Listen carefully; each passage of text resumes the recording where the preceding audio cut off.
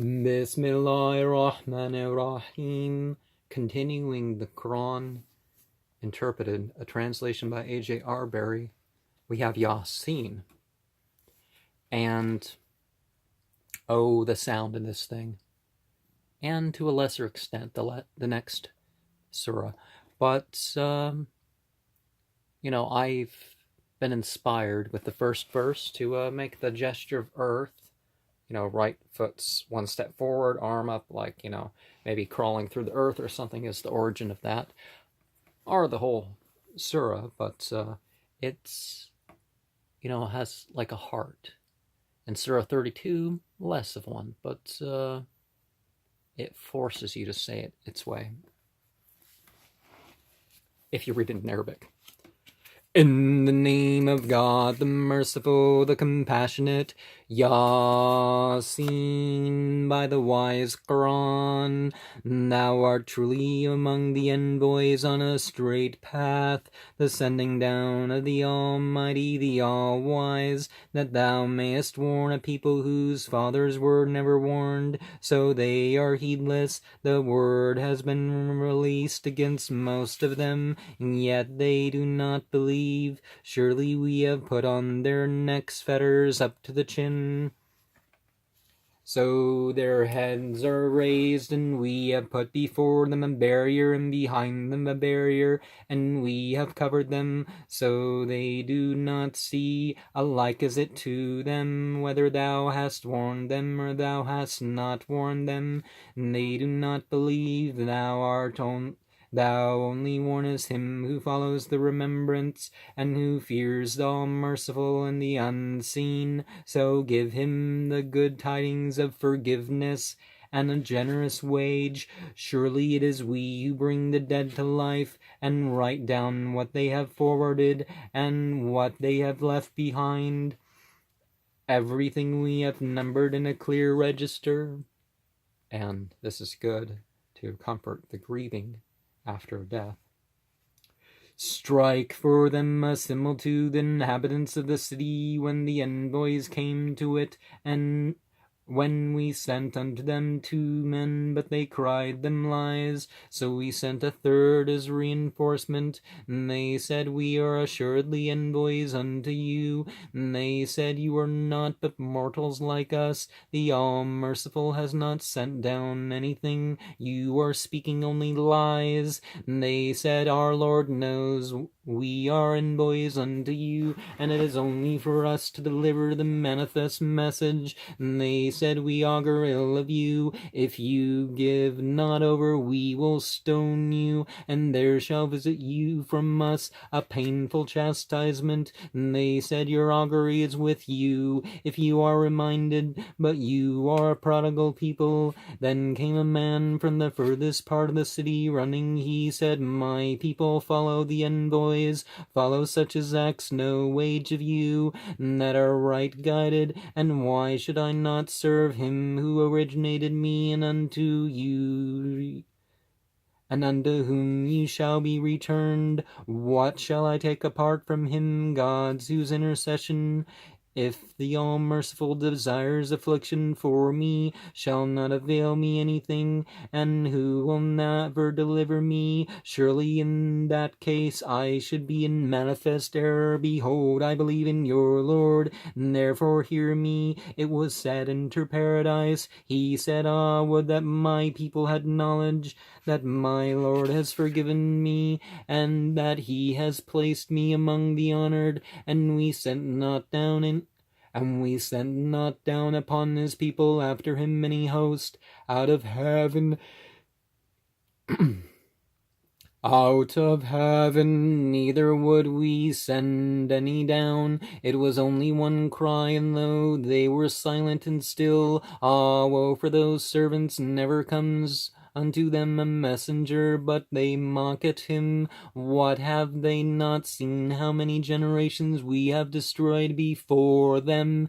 And that is not unto them that they return. They shall every one of them be arraigned before us, and a sign for them is the dead land that we quickened and brought forth from it grain, whereof they eat. And we made therein gardens of palms and vines, and therein we caused fountains to gush forth, that they might eat of its fruits, and their hands labor. What, will they not be thankful? Glory be to him who created all the pears, of what the earth produces, and of themselves, and of what they know not. And a sign for them is the night. We strip it of the day, and lo, they are in darkness, and the sun it runs to a fixed resting place, and that is the ordaining of the Almighty, the All-Knowing. And the moon we have determined by its stations till it returns like an aged palm bough. It behooves not the sun to overtake the moon, neither does the night outstrip the day, each swimming in a sky. And a sign for them is that we carried their seed in the laden ship, and we have created for them the like of it whereon they ride. And if we will, we drown them, and none have they to cry to, neither are they delivered, save as a mercy from us and an enjoyment for a while. And Sun and the Moon have their fixed course, but there's something about that verse or those couple verses that kind of, it rotates around a letter or something. It has a palindrome sort of feature to it. I don't remember quite what it was, but as you can probably tell, the Arabic takes longer to read than the English. So, there's obviously some meaning that is not conveyed in the translations, but they're trying to keep it smooth. And we have cried for them the like of it whereon they ride, and if we will, we drown them, and none have they to cry to, neither are they delivered, save as a mercy from us and enjoyment for a while. And when it is said to them, fear what is before you and what is behind you, happily you will find mercy, yet never any sign of the signs of their Lord comes to them, but they are turning away from it. And when it is said to them, expend of that God has provided you, the unbelievers say to the believers, what shall we feed such a one, whom if God willed, he would feed? You are only in manifest error. And they also say, when shall this promise come to pass, if you speak truly? And they are waiting only for one cry to seize them, while they are yet disputing. Then they will not be able to make any testament, nor will they return to their people, and the trumpet shall be blown. Then behold, they are sliding down from their tombs unto their Lord. They say, alas for us, who roused us out of our sleeping place. And this is what the All-Merciful promised, and the envoy spoke truly. It was only one cry, then behold, they are all arraigned before us. So today no soul should be wronged anything, and you shall not be recompensed except according to what you have been doing. See, the inhabitants of paradise today are busy in their rejoicing, and they and their spouses reclining upon couches in the shade, and therein they have fruits, and they have all that they call for. Peace. Such is the greeting from a Lord all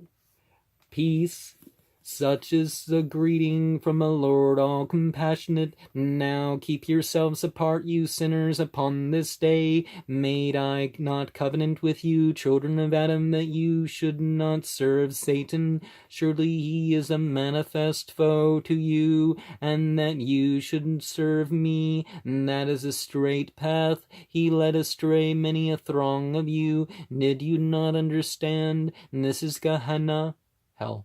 Then the same that you were promised, roast well in it today, for that you were unbelievers. Today we set a seal on their mouths, and their hands speak to us, and their feet bear witness as to what they have been earning. Did we will, we would have obliterated their eyes, then they would race to the path, but how would they see? Did we will, we would have changed them where they were, then they could not go on, nor could they return. And to whomsoever we give long life, we bend him over in his constitution. What do they not understand? Have we not taught him poetry?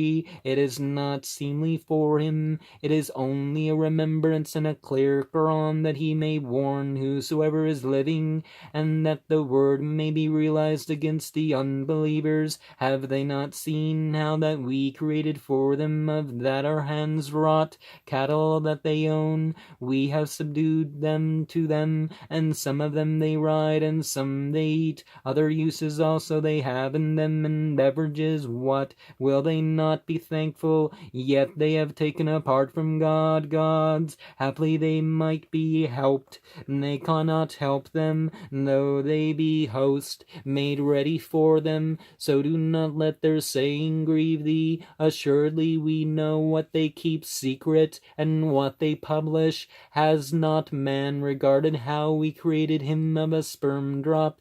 Then lo, he is a manifest adversary, and then lo, he is a manifest adversary, and he has struck for us a similitude, and forgotten his creation. He says, who shall quicken the bones when they are decayed? Say, he shall quicken them who originated them the first time. He knows all creation, who has made for you out of the green tree fire, and lo, from it you kindle. Is not he who created the heavens and earth able to create the like of them? Yes, indeed, he is the all-creator, the all-knowing.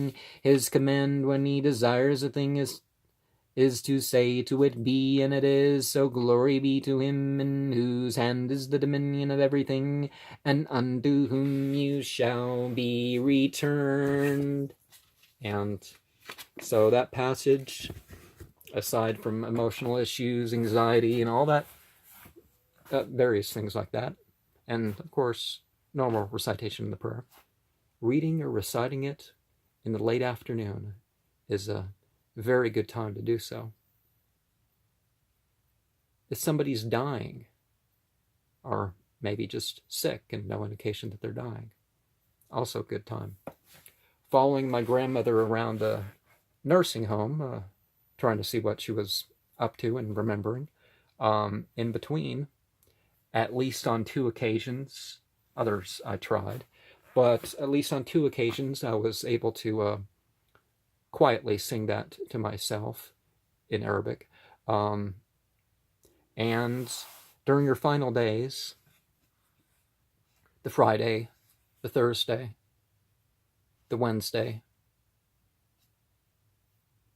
before she died, maybe the Tuesday, I had read that to her. I explained some of it. Mostly I read Psalms and stuff. I was selective of my biblical passages to read, because I'd been doing that more for Grandma. But I threw that in too. And one of the things that my grandmother said before she passed was that she liked my singing, and the only thing she ever heard me sing was Quran. As far as I know, she never heard any of my other singing. And even though it didn't, she didn't believe in its spiritual authority, and she didn't believe in, and she didn't necessarily understand what I was saying. I did explain some here and there, but it seemed to be some degree of comfort.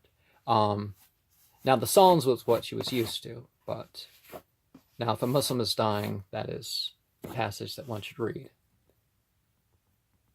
And if there's something that you're picking for your daily practice, the late afternoon, Surah 36